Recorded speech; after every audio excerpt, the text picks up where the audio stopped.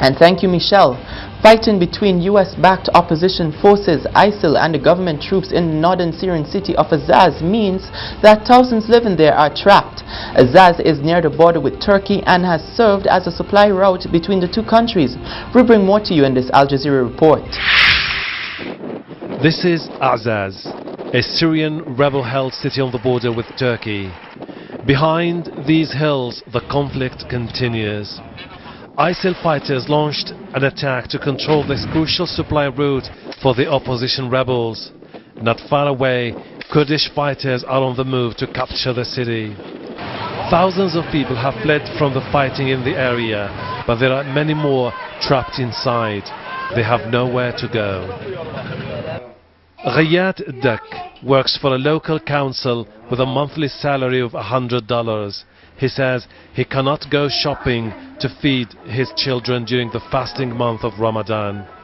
This Ramadan is very difficult. I sold my wife's wedding ring for $150. The prices are soaring and basic commodities are rare in the market.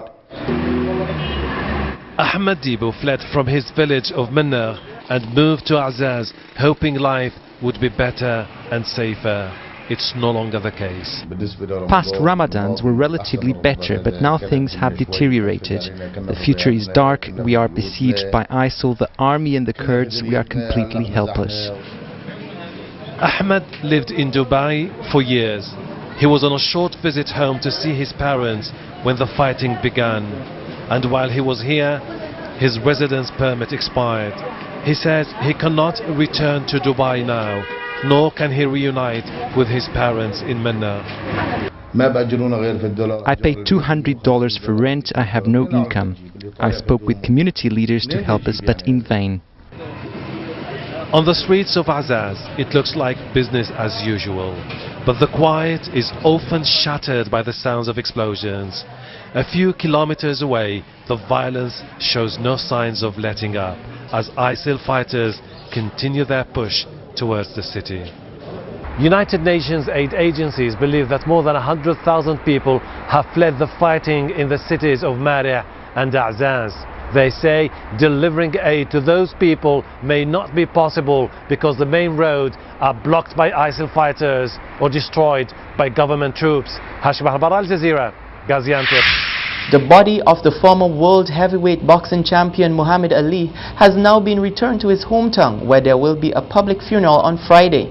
For Louisville residents, it's a sad homecoming for a man they're proud to call one of their own. Muhammad Ali, one of the most talented boxers ever, grew up in this modest house, here 3302 Grand Avenue in Louisville. Since his death, a steady stream of people coming to pay their respects to the man.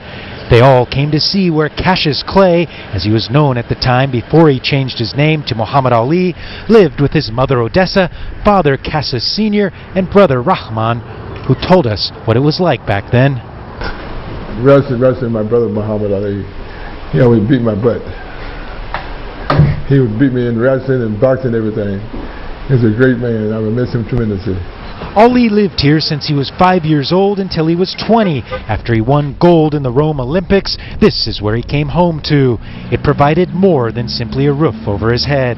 But what's so special about this house is this is where he first started to dream about not only becoming the heavyweight champion of the world, but becoming a humanitarian, about helping people.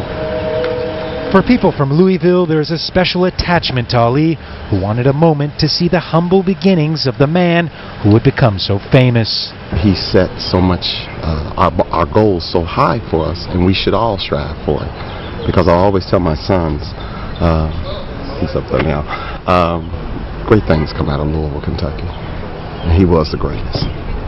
Ali's home was actually abandoned and boarded up for many years, but it was refurbished and finally reopened as this museum just 1 week before he died. Ali was a hero for people of all races. Meet Chuck Browning, who lives nearby and out for a ride on his Harley and had to stop to take a look. He means something to pretty much everybody. I mean, he was a great fighter. kind of got a cocky attitude, but he was good with kids and stuff. I seen a little piece on the news this morning where he was in the ring with a little kid, and the little kid was punching him in the jaw, and I thought that was just the greatest thing right there. He was good with kids. As the day wore on, more people came to visit to get a glimpse of the humble but famous house on Grand Avenue, knowing Muhammad Ali is coming home soon, one final time. Gabriel Ozondo, Al Jazeera, Louisville, Kentucky. Located between Greek and Turkey, a plane sunk into the sea to create an artificial reef. The nearly $100,000 passenger jet was sunk in the Aegean Sea in hopes of becoming an artificial reef for underwater diving. We have footage for you. Let's take a look.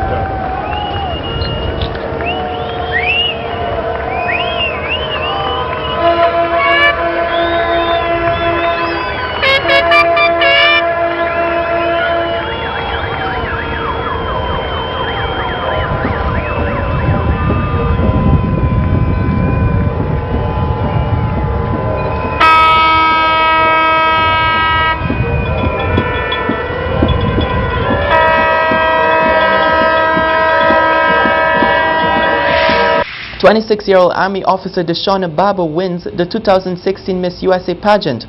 We have more for you. Take a look. The newly crowned Miss USA. It came down to Miss Hawaii and Miss District of Columbia. District of Columbia!